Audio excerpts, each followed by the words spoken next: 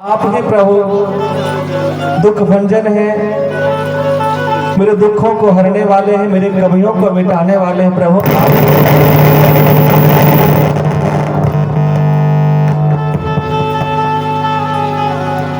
Hello, Surdas जी कहते हैं, मोह समकौन कुटिल खल कामी, जिन सुंदर तन दियो ताहि बिसरायो, ऐसो नमक हरामी। भर भर पेट विषयन को धावत, जैसो सुकर ग्रामे। सूरदास जी कहते, मोह समकौन कुटिल खल कामी, मेरे जैसा गुनाहगार, मेरे जैसा बुरा व्यक्ति कौन होगा। जिन सुंदर तन दियो ताहि बिसरायो, ऐसो नमक हरामी। जिस ईश्वर ने इस सुंदर तन दिया, मैंने उन्हें ही विसार दिया। दुनिया को जानने के लिए हर कुछ दिमाग लगाया, कन कन में क्या क्या चीज है, हर चीज को जानने का प्रयास किया, लेकिन जिस ईश्वर ने तन दिया ताहि बिसरायो, ऐसो नमक हरामी। जिस ईश्वर ने तन दिया, हमने उन्हें ही विसार दिया। उन्हें खोजने का, उन्हें जानने का कभी प्रयास ही नहीं किया, और प्रयास किया भी तो आधा अधूरा किया, और अभी तक सफलता नहीं मिली है। जो आज तक अभी तक ईश्वर प्राप्त नहीं है, अभी तक आप सफल नहीं हैं। सूरदास जी कहते हैं, भर भर पेट विषयन को धावत, जैसे सुकर ग्रामी। जैसे सुअर सुबह से लेकर शाम तक गंदे नाल गंदगियों को साफ करता फिरता है, किस लिए? पेट भरने के लिए। ऐसे के अपना उदाहरण मानव को समझाने के लिए उस सुअर से बराबरी किया उन्होंने, कि जैसे सुगर पेट भरने के लिए दिन भर भाग दौड़ करता रहता है, वैसे हम भी तो पेट भरने के लिए ही तो करते रहते हैं। हम भी सुअर से कौन सा कम है? कबीर साहब ने कहा, कबीरा हम सबसे बुरे, हम तजो भलो सब कोई, जिन ऐसा कर बूझिया मीत हमारा सोई। दुनिया में सबसे बुरे हम हैं, और हमसे बाकी जितने लोग हैं सभी अच्छे ही हैं। और जो ऐसी कमियां अपने आप में निहारते हैं, खोजते हैं, तो कबीर साहब के तो वो मेरा मित्र है। एक मुसलमान फकीर में बाबा फरीद जी, वो कहते हैं, काला ओढ़े कपड़ा काला मेरा वेश, गुनाही भरिया मैं फिरा, लोग कहते दरवेश। कि जैसे मेरे तन पर कपड़े भी काले हैं, अब काले कपड़े के साथ साथ मेरे मन भी काले हैं, और गुनाहों से भरा हुआ फिरता हूँ अच्छे कपड़े पहनकर, लेकिन लोग मुझे अच्छा समझकर मुझे बैठने देते हैं, सत्कार करते हैं, लेकिन अपनी कमियों को सिर्फ मैं ही जानता हूँ।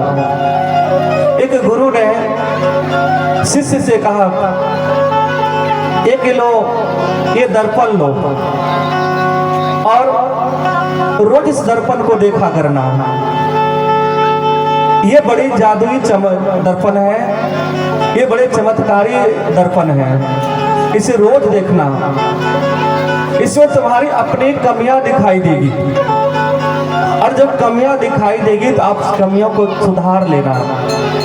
लेकिन वह अपने ऊपर वो दर्पण ना लगाकर, राह में जो भी व्यक्ति आता सब पर वो दर्पण लगाता, लेकिन दर्पण में बिल्कुल स्क्रीन पर साफ साफ उनकी कमियां पूरा डिटेल उसमें उग जाता।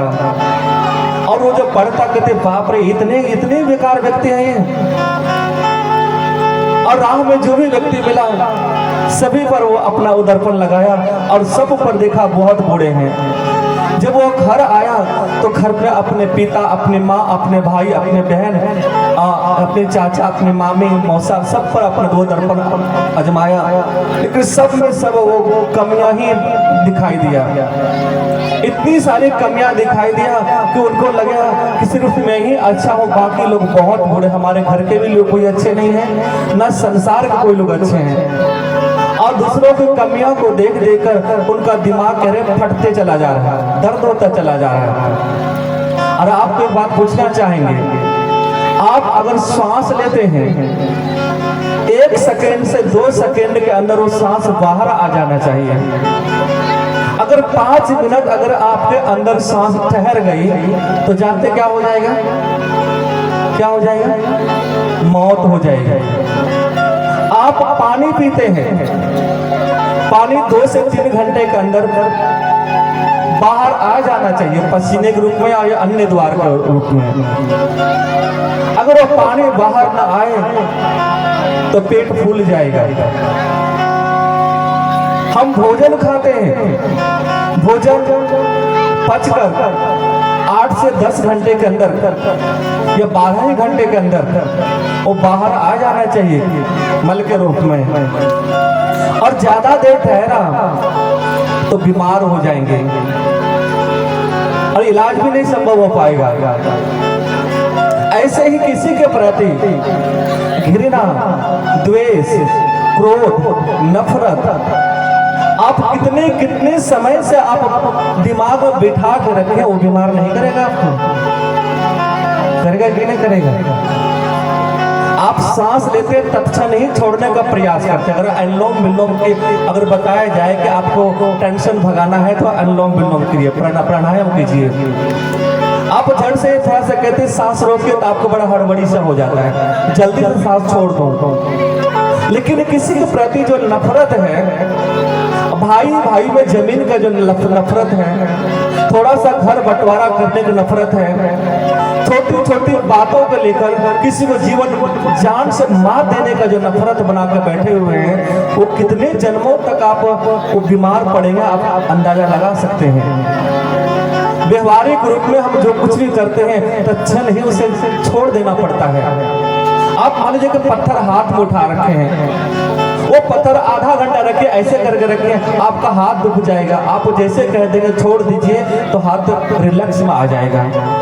अब बोझा उठाते हैं और अभी गेहूं का सीजन चल रहा है, अब बोझा किसान लोग हैं तो बोझा उठाएंगे ही, लेकिन अगर यहाँ से वहां कुछ देर तक जाते हैं बोझा भारी सा हो जाता है। कब चाहते हैं कि बोझा रख दूं, और जैसे बोझा रखते हैं तैसे आप बड़ा रिलैक्स महसूस करते हैं, लगता भारी बोझा उठ गया, उतर गया।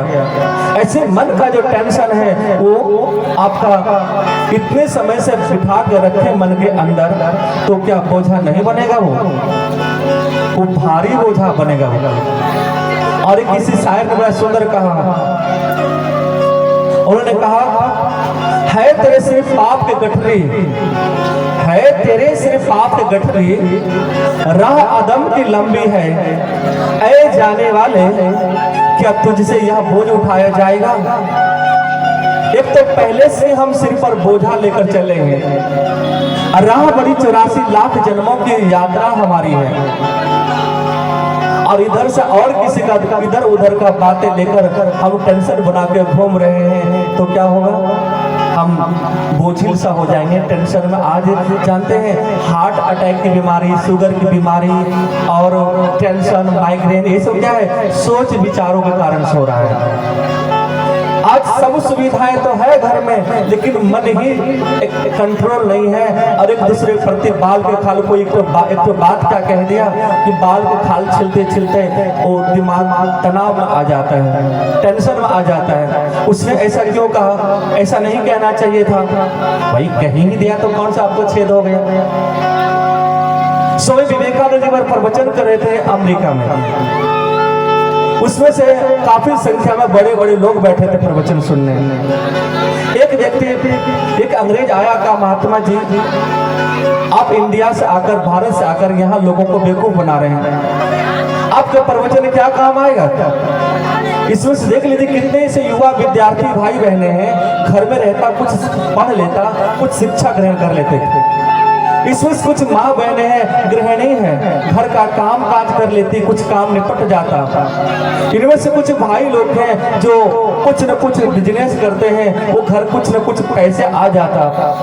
आपका ये विचार, ये भाषण कौन सा किसको काम आने वाली है? स्वामी विवेकानंद जी कुछ नहीं बोले, धरा प्रवाह प्रवचन देते रहे। और उसी प्रवचन के दरमियान एक बार कमेंट अपशब्द उस अंग्रेज पर कर दिया। अंग्रेज गुस्से से तिलमिला कर बोला, आपको साधु होकर ऐसा बोलना क्या शोभा देता है? थोड़ा सा साधु भेष का भी लिहाज रखते, आप इतना अपशब्द क्यों कहे? तो स्वामी विवेकानंद जी ने कहा, महोदय जी, मैंने एक बात ही तो आपको कहा, कौन सा आपको तीर मार दी या गोली मार दी मैंने? तो अंग्रेज ने कहा कि आपकी बोली तो गोली से ज्यादा सूट की मुझे, गोली से ज्यादा मुझे दर्द दिया, तीर से अधिक दर्द दिया। स्वामी विवेकानंद जी ने कहा, एक विचार, एक बोली आपको इतने सूट किया, इतने दर्द दिया, आप तिलमिला उठे। और मैं तब से 3-4 घंटे से इतने बकबक कर रहा हूँ और अच्छी अच्छी पॉजिटिव बातें बोल रहा हूँ, क्या किसी को सूट नहीं करेगा? क्या किसी को सूट नहीं करेगा? सूट करेगा या नहीं करेगा? करेगा ना, सूट तो करना ही है, क्योंकि एक बोली से झगड़ा हो जाता है, एक बोली से प्रेम हो जाता है। शब्द संभाले बोलिए, शब्द के हाथ में पाओ, एक शब्द शीतल करे, एक शब्द करे घाव। शब्द ही शीतल कर देता है और शब्द ही घाव कर देता है। शब्द में ही सब कुछ समाया है। और इसलिए कहते एक बार एक चित्रकार ने एक चित्र बनाया और चौराहे के रोड के किनारे वो टांग दिया और उसमें एक कलम रख दिया, किसी को इस चित्र में कमी दिखे तो कृपया यहाँ इंगित कर दें, कमी दर्शा दें। यहाँ पर सुबह होकर चित्रकार गया और वहां देखा तो हजारों कमियां उस चित्र में लगा हुआ था, निशान लगा हुआ था। यहाँ एक कमी सुधार देनी चाहिए थी। वो चित्रकार आकर बड़ा दुखी हुआ, घर में बैठकर इतने दुखी हुए कि उसका दिमाग फट रहा है कि मैंने इतनी अच्छी चित्र बनाई है और लोगों ने हजारों कमियां निकाल दी है। एक सूझवान बुद्धिमान व्यक्ति के पास गया, कहा देखे ना, मैंने चित्र बनाया और लोगों ने कितने मतलब कमियां दिखा दी है। उस व्यक्ति ने कहा, देखो लोगों को कमियां दिखाना आता, सुधारना नहीं आता है। अब उसके नीचे लिख दो, कृपया किसी को इसमें चित्र में कमी दिखता तो कृपया सुधार दें। अब क्या था, दूसरे दिन कोई निशान नहीं था वहां पर, कोई इंगित नहीं था, क्योंकि सुधारना किसी को नहीं आता था, सिर्फ कमियां दिखाना आता था। ऐसे उस भक्त से कहा गुरु ने कि आपको ये दर्पण सबको अपना देखना, लेकिन दूसरों को दिखाना शुरू किया, अपना नहीं देखा। अपना देखता, एक दिन गुरु ने कहा अपने और देखता हूं। अब क्या था, जितने लोगों को जो बुरे विचार और दिमाग में लेकर सोच रहा था, उस सारे पिल्लू की तरह, जैसे कुत्ते मर जाते, पिल्लू देखा है कैसे खद खद पिल्लू करते हैं, सारे पिल्लू की तरह दिमाग उसके घूम रहा, उनके नेगेटिव विचार कि मैं कितना बुरा हूं, मैं काश पहले दर्पण देख लिया होता। इसलिए कबीर साहब कहते, निंदो निंदो मोको निंदो, निंदो मोको खड़ी प्यारे, निंदा पिता निंदा महतारी, निंदा हो तो बैकुंठ जाइए, नाम पदार्थ मन ही बसाइए, हृदय से जो निंदा होई, हमरे कपड़े निंदक धोई, जन कबीर को निंदक सार, निंदक डूबे हम उतरे पार। कि निंदक डूबेगा और हम पार उतर जाएंगे। निंदक लोग क्या करते हैं, निंदक तो है नाक दिन बिस्टा खाए, वो हमारे गंदगी खाते, हमारे मैल को साफ करते हैं। इसलिए जो कुछ भी होता है आप निश्चित होकर, ना काहू से दोस्ती ना काहू से बैर, कबीरा खजार में कबीरा खड़ा पड़ा जब बाजार में सबकी मांगे खैर। आप ऐसे जिंदगी रहिए, मस्त रहो, मौज लो, ना मिलो तो खोज लो, आप मस्त रहिए। क्या हुआ, भगवान ने थोड़े गम दिए, भगवान के हमारे भगवान हमारे पर मेहरबानियां बहुत है। जिंदगी में लाभ है तो हानियां बहुत है, जिंदगी में खुशियां है तो परेशानियां बहुत है। क्या हुआ, भगवान ने थोड़े गम दे दिए, भगवान के हम पर मेहरबानियां बहुत है। ऐसा नहीं कि हम पर मेहरबानी कभी नहीं की है, थोड़ा तकलीफ आगे थोड़ा सा झेल लेते हैं, सब दिन सुख ही सुख मिलेगा तो दुख का अनुभव कैसे पता चलेगा। इसलिए कहते हैं आप हमेशा मस्त रहें और मौज ले, रोज ले, ना मिले तो खोज ले, हमेशा मुस्कुराने का प्रयास करें। और साइंस कहते हैं दिन भर में 400 बार जो मुस्कुराता है वो कभी रोगी नहीं होता है। मुस्कुराने से उसके जो पॉजिटिव ऊर्जा प्रवाह होता है, कुछ रस प्रवाहित होता है, व्यक्ति निरोग बनता है। आप मोबाइल भी देखते हैं तो कॉमेडी दिखा करें, जिसमें कि आपको हंसने का एनिमे के लिए हंसते तो है, लेकिन दिखावे खाली दांत निकाल दिए बस हो गया। दिल से हंसी निकलनी चाहिए। कपिल शर्मा के शो देखे होंगे, जो अर्चना देवी है वो बैठकर खूब हंसती रहती है निरोग बनने के लिए।